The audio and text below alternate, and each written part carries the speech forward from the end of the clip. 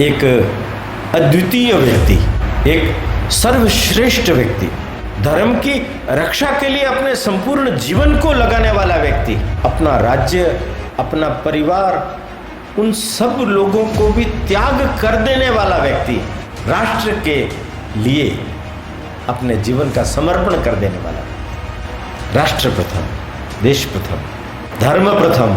क्यों मारे गए भीष्म? चुप रहे। क्यों मारे गए द्रोण? चुप रहे। इतनी बड़ी भरी सभा के अंदर धर्म के तत्ववेता, इतने शास्त्र और शास्त्रज्ञ, जो खेल खेला गया, सामर्थ्य होते हुए भी 12 वर्ष का वनवास और 1 वर्ष का अज्ञातवास भोगा के नहीं पांडवों ने? धर्म संस्थापनार्थाय संभवामि युगे युगे। समुत्कर्ष समिति से जुड़ी सभी जानकारियां प्राप्त करने के लिए हमारे YouTube चैनल समुत्कर्ष समिति को अवश्य सब्सक्राइब करें।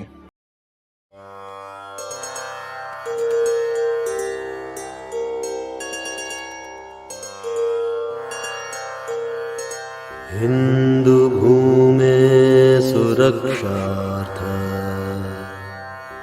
केशवेन विनिर्मितम् यं संघपोषितं येन गुरुं तं प्रणमाम्यहम्।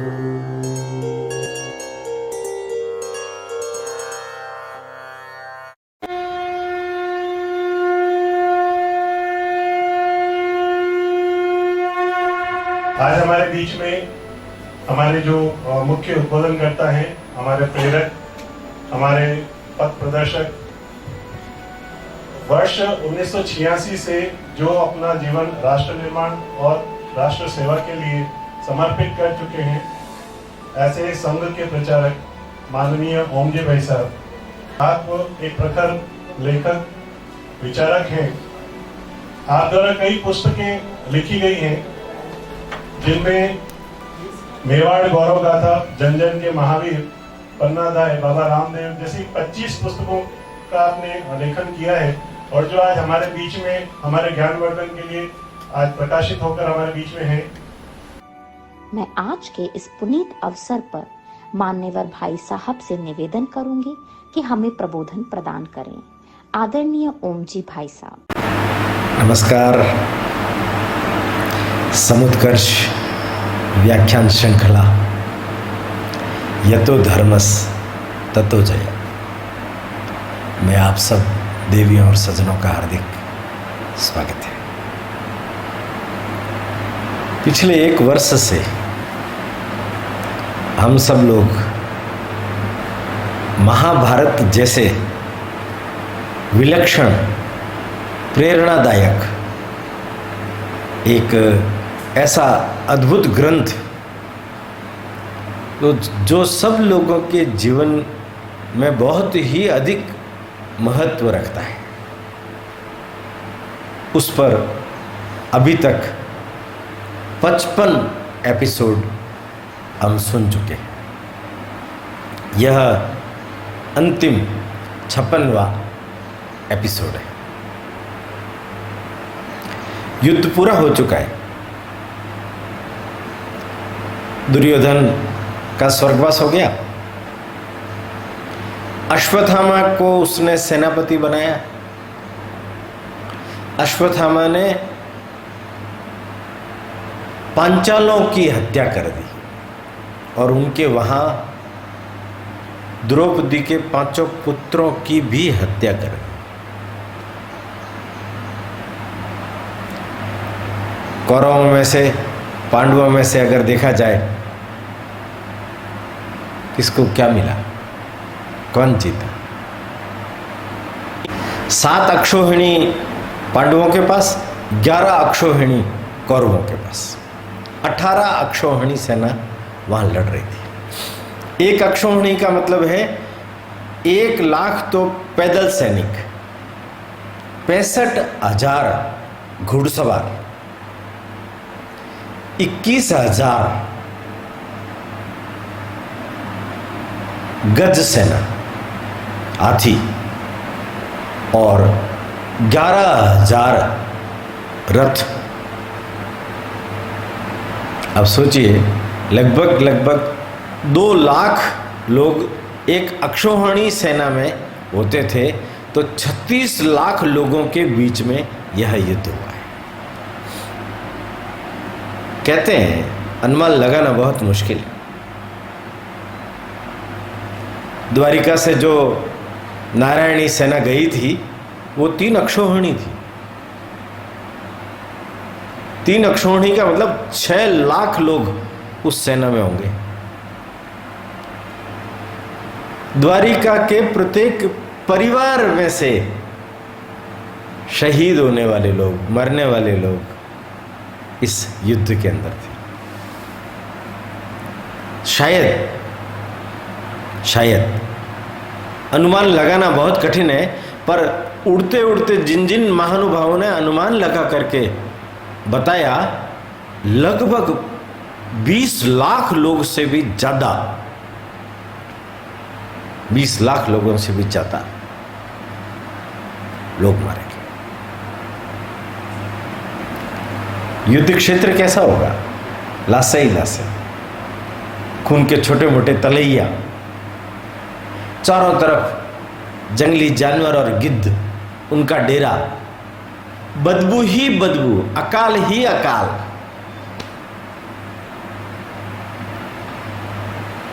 किसी को कुछ मिला? युद्ध जरूर, मूल्य आधारित युद्ध में भी युक्तियां, धर्म को, अपने आप को बचाने के लिए खेलनी पड़ी। कहीं षड्यंत्र है, कहीं सुयंत्र, कहीं कुटिलता है, कहीं सदमति है। एक बड़े परिप्रेक्ष्य, चिंतन, विचार अगर हम करते हैं तो वहां हर कोई व्यक्ति अपने आप को श्रेष्ठ ही साबित करता है, धर्मात्मा ही साबित करता है। दूसरे को पापी, अधमी, अधर्मी, धर्म से च्युत होने वाला, कौरवों में से दुर्योधन जैसे व्यक्ति ने भी अंत में श्री कृष्ण को यह बोला, तुम पापी और अधर्मी हो, तुमने अपने मामा की हत्या की है, तुमने हर जगह छल किया है, प्रपंच किया है। कृष्ण जैसे व्यक्ति पर कितने बड़े बड़े आरोप और न मालूम किन किन ने लगाए, ये भी एक बहुत बड़ा विचारणीय प्रश्न है। खैर, कथा को थोड़ा सा आगे बढ़ाते हैं। हमने सुना था पिछली बार, पांडवों ने हस्तिनापुर में प्रवेश कर दिया। क्रोधाग्नि से जल रहे धृतराष्ट्र ने भीम की लोह प्रतिमा को चूर चूर कर दिया। कृष्ण के समझाने पर गांधारी, धृतराष्ट्र शांत हुए। गांधारी ने तो श्री कृष्ण को श्राप दे दिया था, श्राप दे दिया कि जैसे मेरे 100 पुत्र मारे गए, जैसे हस्तिनापुर की स्त्रियां विलाप कर रही है, जैसे हस्तिनापुर पूरी तरह से ध्वस्त हो गया था, वैसा ही तुम्हारी द्वारिका का होगा, यादव कुल ध्वस्त हो जाएगा। कृष्ण मुस्कुराए, कहने लगे, देवी आप जो कह रही हैं, आप जो श्राप दे रही हैं, उसे मैं अपने सिर माथा स्वीकार करता हूं, किंतु तुम अच्छी तरह से समझ लो कि तुम्हारे श्राप के कारण से यादवों का समाप्तिकरण होगा। यह नहीं, यादव अवध्य हो गए हैं, निरंकुश हो गए हैं, उनको जीतने वाला कोई है ही नहीं। जब ऐसी स्थिति पैदा हो जाती है तो विधना एक नया खेल रचती है, आपस में ही लड़ करके वो लोग मर जाएंगे। यादव मरेंगे जरूर, यादव समाप्त हो जाएंगे पूरी तरह से, पर तुम्हारे श्राप के कारण नहीं, अपने पाप के कारण, अपने पाप के कारण यादवों का सर्वनाश होगा। किंतु देवी गांधारी, आप श्राप देकर के अपने आप को बचाना चाहती हो। गलती किसकी? क्या आपकी नहीं? क्या धृतराष्ट्र की नहीं? क्या कुरुओं की नहीं? दुर्योधन समेत 100 भाइयों की, शकुनी की नहीं? अगर मैं कहूं गांधारी और शकुनी के षड्यंत्र से कुरु मारे गए तो भी कोई अतिशयोक्ति नहीं। आपने बदला लिया हस्तिनापुर से। अपने दोषों को देखना सीखें, उसका परिमार्जन करें, उसका प्रायश्चित करें। अपने जीवन में तप, तपस्या, ईश्वर भक्ति, उसको स्थान दें। मुझे श्राप देने से आपकी समस्या का समाधान नहीं होगा। बाहर का महासमर तो समाप्त हो गया है, अंदर का महासमर आपको लड़ना पड़ेगा। किसी भी समस्या का समाधान दूसरे को दोषी ठहरा करके, उसे श्राप दे करके, उसे सजा दे करके नहीं मिलता। देवी गांधारी, ये आत्मनिरीक्षण, परीक्षण, मूल्यांकन का पर्व है। मैंने कितना बचाने का प्रयत्न किया, कौन माना? उल्टे ही दुर्योधन तो मुझे बांधने के लिए चला था। अरे पांडवों के अंदर क्या इतना भी सामर्थ्य नहीं है कि वो 5 गांव हस्तगत कर सके, जीत सके? वो कर सकते थे, किंतु प्रश्न न्याय का था, प्रश्न धर्म का था। प्रश्न था, द्रौपदी के अपमान का अर्थ है नारी का अपमान। केवल एक द्रौपदी का अपमान हस्तिनापुर में नहीं हो रहा था, अनेकानेक नारियों का अपमान हो रहा था, अनेकानेक निरीह प्राणियों का वध हो रहा था, हत्याएं हो रही थी। अनाचार, अराजकता का केंद्र बन गया था हस्तिनापुर। प्रश्न केवल इतना सा नहीं, हस्तिनापुर की राजधानी, महासभा, उसके अंदर बैठे हुए अत्यंत ही श्रेष्ठतम लोग क्यों मारे गए? कारण नारी पर लांछन लगा। क्यों मारे गए भीष्म? चुप रहे। क्यों मारे गए द्रोण? चुप रहे। इतनी बड़ी भरी सभा के अंदर धर्म के तत्ववेता, इतने शास्त्र और शास्त्रज्ञ, क्या भीष्म दुर्योधन को रोक नहीं सकते थे? रोक सकते थे, नहीं रोका। अधर्म का साथ दिया इसलिए मरे। मैंने कोई रणनीति बना करके, कोई कुटिलता से, कोई षड्यंत्र से उनको नहीं मारा। मरना तो सबको है, निमित्त कोई बनता है। भीष्म ने तो स्वयं अपनी मृत्यु का रहस्य बताया, द्रोणाचार्य ने तो स्वयं अपनी मृत्यु का रहस्य बताया। कुंती पुत्र भीम ने दुर्योधन समेत जिन पुत्रों को, आपके पुत्रों को मारा, उस भीम को क्या विष नहीं दिया था? 5 भाइयों समेत मां को आप लोगों ने जिंदा जलाने का प्रयत्न नहीं किया था? जबरदस्ती षड्यंत्र कर करके, वो दूत विद्या जानता ही नहीं था। शकुनी के कुटिल पासों, खूनी पासों से जो खेल खेला गया, सामर्थ्य होते हुए भी 12 वर्ष का वनवास और 1 वर्ष का अज्ञातवास भोगा के नहीं पांडवों ने? सामर्थ्य होते हुए। ये धार्मिकता। इसलिए मैंने इनका साथ दिया, मैंने शस्त्र छोड़े, किंतु मैं चाहता तो शस्त्र भी उठा सकता था। मैंने कहा भी है, दुर्योधन वध करने के योग्य हो गया है। भरी सभा में जो नारी का अपमान करता है वो संपूर्ण संस्कृति का अपमान करता है, धर्म का अपमान करता है। उसको तो वधिक मान करके मारना ही पड़ता। वो तो युधिष्ठिर ने मुझे रोक दिया था। 12 वर्ष के वनवास के पूर्व में मुझे रोक दिया था। मुझे जब समाचार मिला, मैं स्वयं अपनी नारायणी सेना लेकर के कौरवों का वध करने के लिए हस्तिनापुर आता, पर उन्होंने मुझे रोक दिया। वो अपने अपने धर्म में, अपने अपने वचनों में बंधे हुए। इसलिए देवी गांधारी, आप और महात्मा धृतराष्ट्र प्रायश्चित करें, तपस्या करें। यही एकमात्र समाधान है। कृष्ण ने कुंती, द्रौपदी, पांडवों से विदा ली। युधिष्ठिर का राज्याभिषेक,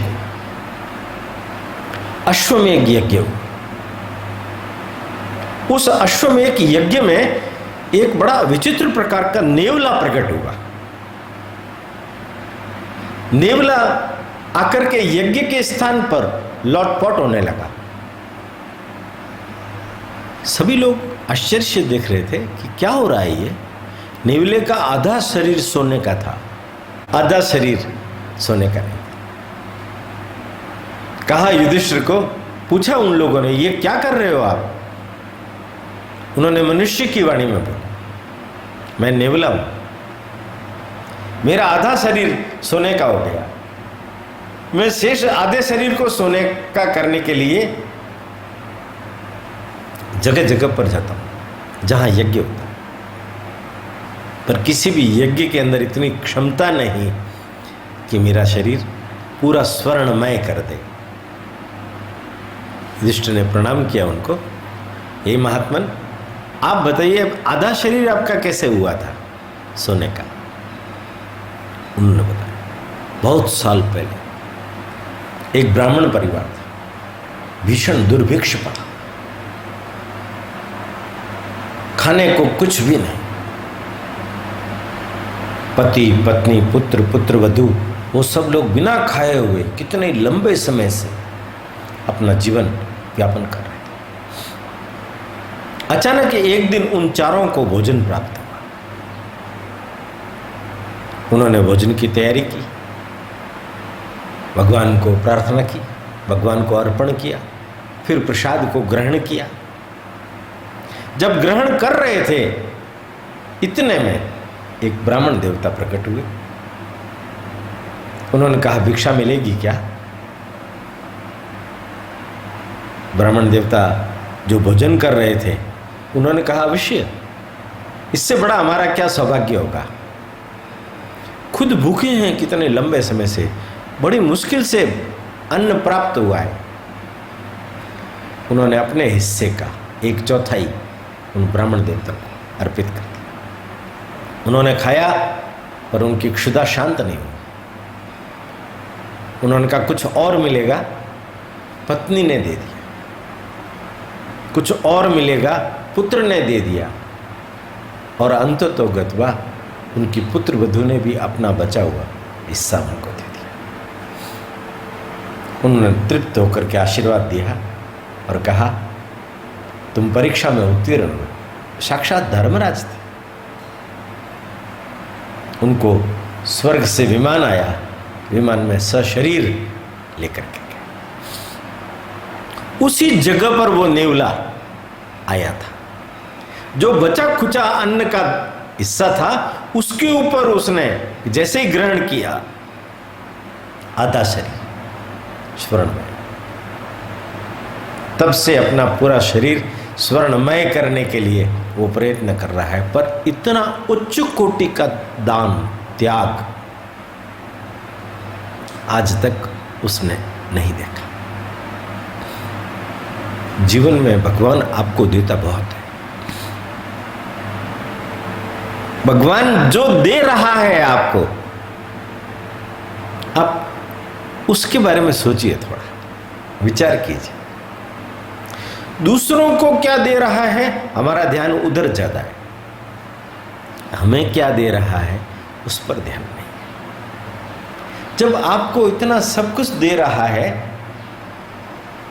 तो क्या आप उसको मिल बांट करके और दूसरों के लिए त्याग नहीं कर सकते?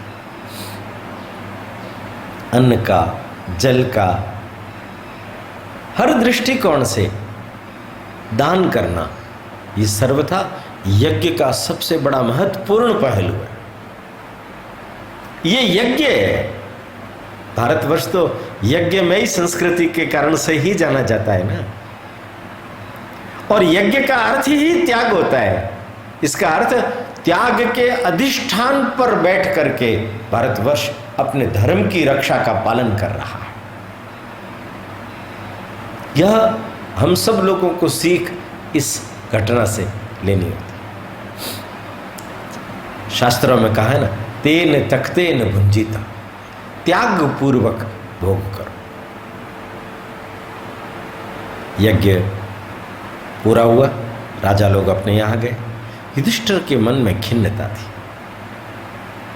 गए, कृष्ण को कहा कि बुद्धि तो मानती है कि मैंने मेरा कर्तव्य पूरा किया, मेरी मां ने जो आदेश दिया था उसका पालन, जो अन्यायी लोग थे, पापी लोग थे, उनको दंडित किया, पर मेरा मन नहीं मानता, खिन्न हो रहा है। संन्यास लेने की इच्छा होती है, सब कुछ त्याग कर देने की इच्छा होती है। तब गए भीष्म पितामह के पास। वो अपनी मृत्यु को उत्तरायण में आने तक प्रतीक्षा कर रहे थे। अंतिम समय था। सभी लोग पहुंचे, कृष्ण भी पहुंचे। कृष्ण ने भीष्म पितामह के सिर पर हाथ रखा। पितामह ने आंखें खोली। प्रणाम मधुसूदन। कृष्ण भगवान ने कहा कि आप मुझे मधुसूदन, उनका आप तो साक्षात विष्णु के अवतार हैं, आपको मधुसूदन नहीं कहूंगा तो क्या कहूंगा। आपके पुत्र आए हैं, इन्हें शिक्षा दीजिए कि राजकाज कैसे किया जाए, राजकीय धर्म कैसे निर्वाह किया जाना चाहिए, उसका सटीक विवरण और वर्णन भीष्म पितामह ने उस समय पांडवों को दिया। जैसे उन्होंने कहा, गर्भवती स्त्री अपने पेट में उस संतान के पालन पोषण के लिए अपनी प्रिय और रुचिकर चीजों का भी त्याग कर देती है। केवल बालक के लिए हितकारी पोषक तत्व ही ग्रहण करके अपने जीवन को 9 मास तक तपस्या करती है। ये युधिष्ठिर, राजा को भी अपनी रुचियों को, अपनी प्रसन्नताओं को त्याग कर देना चाहिए। जनता के लिए, प्रजा के लिए जो उपयोगी और आवश्यक होता है, उसको ही एकमेव अपना कर्तव्य मान करके करते रहना चाहिए। यही राजा का धर्म है, यही राजनेता का धर्म है। और भी अनेक प्रकार के प्रश्नों का समाधान लेकर के युधिष्ठिर गए, शासन करने लगे। शासन करते करते उनको 15 वर्ष व्यतीत हो गए थे। तब एक दिन धृतराष्ट्र ने आकर के कहा, पुत्र, हमारी आयु हो गई है, पिछले 15 वर्ष से मैं धरती पर सो रहा हूं, एक समय सूक्ष्म अन्न ग्रहण कर रहा हूं, गांधारी भी यही काम कर रही है। युधिष्ठिर को कहा कि युधिष्ठिर को लगा, मेरे राजमहल के अंदर रहते हुए मैं इनकी इतनी परिचर्या नहीं कर सका, इनको इतना तपस्या करनी पड़ रही है। धृतराष्ट्र ने कहा, मेरी तपस्या का 6ठा हिस्सा राजा को प्राप्त होता है, तुम्हें प्राप्त होगा। मेरी तुमसे यही विनती है, मुझे अब आज्ञा दो, मेरे और मेरी पत्नी को, हम वन में जा करके तपस्या करते हुए अपने शरीर को छोड़ दें। युधिष्ठिर माने नहीं, अन्य सबके समझाने पर माने। जब धृतराष्ट्र और गांधारी प्रस्थान कर रही थी, उस समय कुंती ने कहा बेटा सब लोग प्रजा के लिए, धर्म के लिए अपने जीवन को जीना।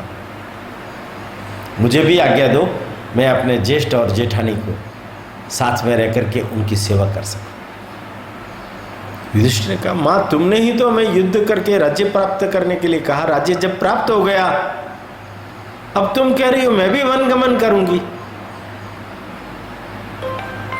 मैं भी वनगमन करूंगी। उन्होंने कहा वो मेरा कर्तव्य था कि अपने पुत्रों को धर्म की रक्षा के लिए, युद्ध करने के लिए उत्प्रेरित करना, और आज भी ये मेरा कर्तव्य है, ये मेरा कर्तव्य है कि मैं अपने ज्येष्ठ और जेठानी के रास्ते पर जाकर के वनवास में धर्म करूं, इनकी सेवा करूं, अपने जीवन में भी तप करूं, मेरे जीवन का भी कल्याण हो। अश्रुपूर्ण विदाई हुई, तीनों जंगल में गए। तब तपस्या करते हुए उन तीनों ने जंगल की दावाग्नि में अपने जीवन को समाप्त कर दिया। तीनों वृद्ध जनों का अवसान। इधर युधिष्ठिर ने भी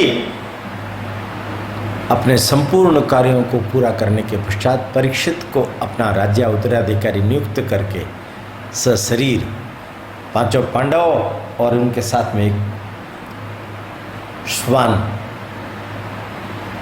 ये लोग हिमालय से होकर के स्वर्ग में गए। एक एक करके सभी पांडवों का अवसान होता गया। अंत में धर्मराज पहुंचे, उनका स्वागत करने के लिए स्वर्ग के द्वार पर इंद्र आए। उन्होंने कहा कि ये श्वान भी मेरे साथ में आया, मैं इसको साथ लेके चलूँ।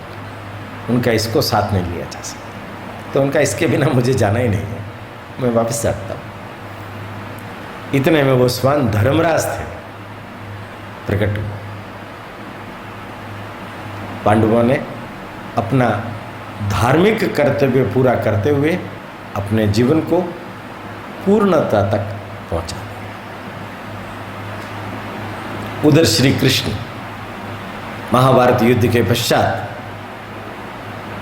कुछ समय युधिष्ठिर को सब प्रकार का व्यवस्थित करने के बाद पुनः द्वारिका पहुंचे। द्वारिका में उनका एक विजेता के रूप में स्वागत तो हुआ,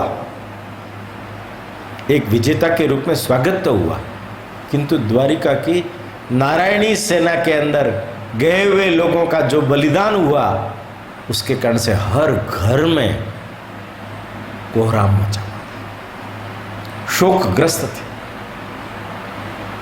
स्थितियां बहुत विकट थी। यहां अपने महल में बैठे हुए, कहीं जाने की इच्छा नहीं, कहीं करने की इच्छा नहीं, विजेता का कोई सुख नहीं।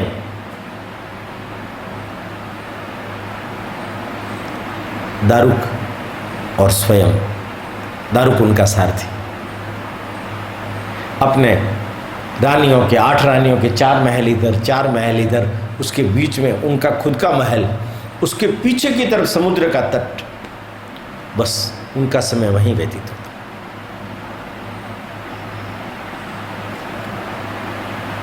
इन लोगों के इस प्रकार के नारायणी सेना के पतन और यादवों के अंदर मद्यपान का व्यसन अधिक बढ़ने से आपसी मनमुटाव, कलह यह पैदा हो गया।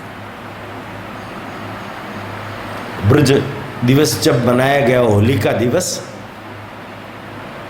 उस समय तो ऐसी स्थिति बन गई, उग्रसेन ने अक्रूर को खड्ग से मार डाला। खड्ग ने भी, अक्रूर ने भी मरते मरते अपने खड्ग उग्रसेन पर फेंका, उग्रसेन की भी मृत्यु हो गई। वृष्णि, अंधक, भोज, शेने, 18 कुल यादवों के वारुणी पीने के कारण से उन्मत्त हो गए। सात्यकी ने कृतवर्मा को ललकारा कि तूने सोते हुए पांडवों के और पांचालों के ऊपर हमला किया, ये कायरता है। कृतवर्मा भी क्रोध में आ गया कि तूने भूरिश्रवा को गर्दन काट दी, ये भी कायरता है। उन दोनों में युद्ध हुआ। सात्यकी ने क्रोध में आकर के कृतवर्मा की गर्दन काट दी। प्रद्युम्न लड़ने के लिए आए, प्रद्युम्न को उस तरफ के वीरों ने काट दिया। कृष्ण के 80 पुत्र थे, वहां युद्ध करते हुए मारे जा रहे थे। कृष्ण को क्रोध आ गया। समुद्र के किनारे पर उगी हुई घास को लेकर के वो उनसे लड़ने लगे। सारे यादव उस खरपतवार से एक दूसरे पर वार करके नष्ट। कहते हैं कि सांब ने ऋषि मुनियों का अपमान किया था। उनके मित्रों ने विनोद में जाकर के पूछा था कि इसके क्या होगा। तब गुस्से में आकर के मुनियों ने कहा था कि इसके एक मूसल पैदा होगा जो संपूर्ण यादवों का नाश कर देगा। जब मालूम पड़ा सबको तो उस मूसल का चूरा करवा करके समुद्र में फेंक दिया। उससे वो घास उग गई थी। उसी ने ही शस्त्र बन करके, अस्त्र बन करके आपस में यादवों का नाश कर दिया। बलराम ये देख नहीं सके, जल समाधि ले ली। वसुदेव की भी इसी तरीके से ध्यानावस्था के अंदर स्वर्गवास हो गया। पूरी द्वारिका नष्ट हो गई। उनको बचाने का बहुत प्रयत्न हुआ। प्रभास तीर्थ पर लेके गए। प्रभास तीर्थ और भालका, जहां अभी भी आप जाएंगे तो श्री कृष्ण भगवान को तीर यहां लगा था, वो स्थान है। 125 वर्ष तक जिए, ऐसा कहते हैं। 85 वर्ष की अवस्था में महाभारत का युद्ध किया था। वापस आए तब तक 90 वर्ष हो चुके थे। शेष समय यादवों को समझाने में, बुझाने में, उनकी समस्याओं का निस्तारण करने में कृष्ण लगाते रहे, पर उन्हें सफलता नहीं मिली।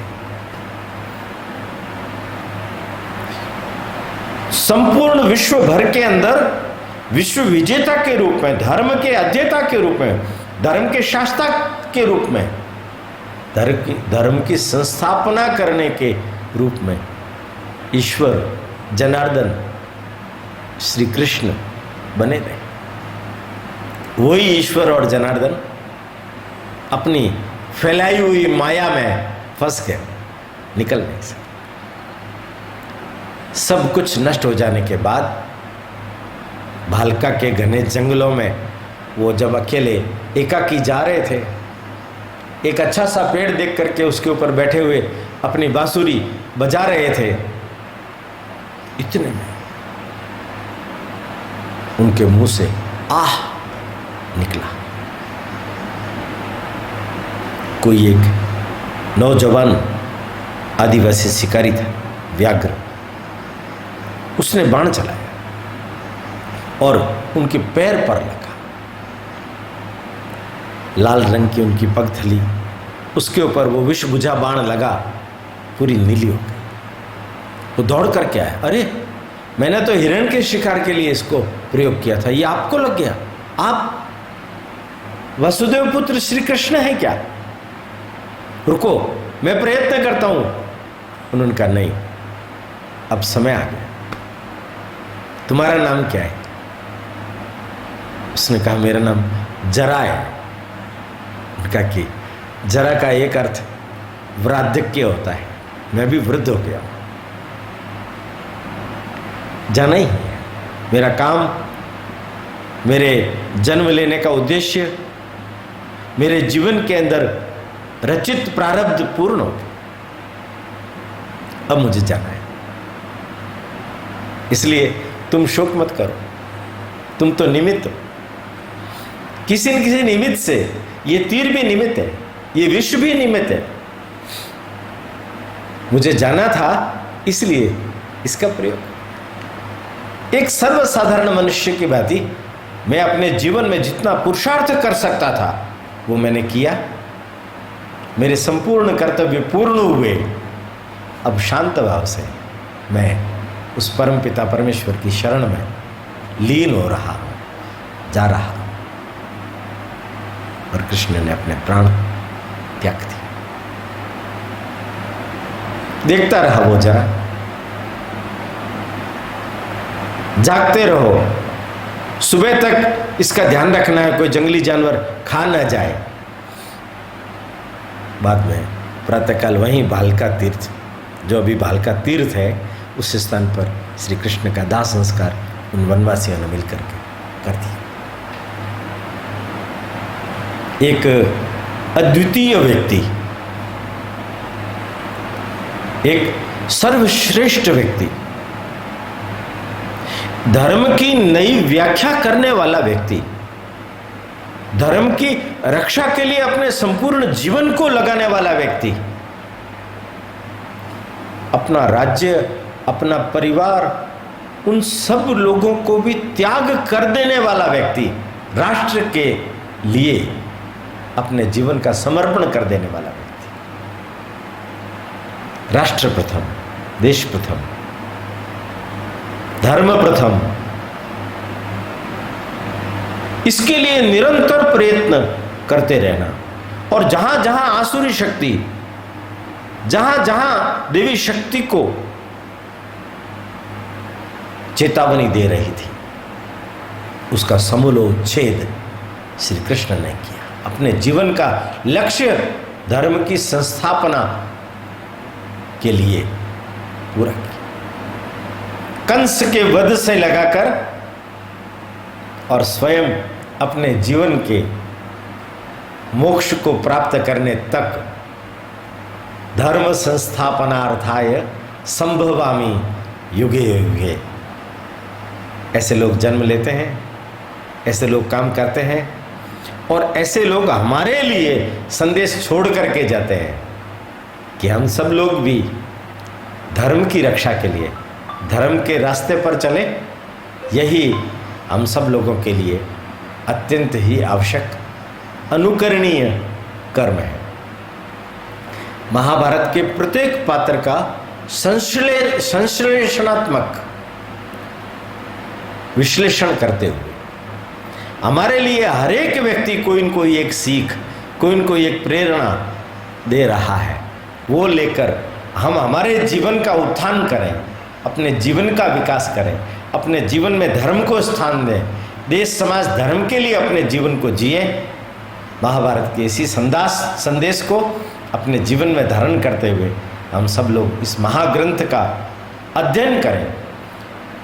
केवल महाभारत नहीं, महाभारत पर लिखे गए अनेक उपन्यास, नरेंद्र कोहली जी का महासमर, काशीनाथ सिंह का उपसंहार, भैरप्पा का पर्व, दिनकर, प्रतिभा राय, अनेक लेखिकाओं ने जो इनका विश्लेषण करते हुए बहुत अच्छे अच्छे ग्रंथ लिखे हैं, उसकी नवीनतम व्याख्याएं की है, वो भी अवश्य पढ़ें।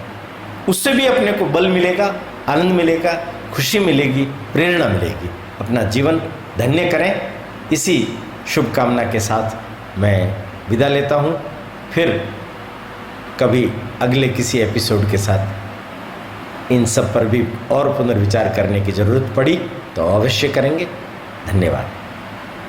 समुत्कर्ष समिति से जुड़ी सभी जानकारियां प्राप्त करने के लिए हमारे YouTube चैनल समुत्कर्ष समिति को अवश्य सब्सक्राइब करें।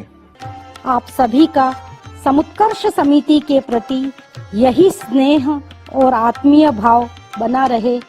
धन्यवाद।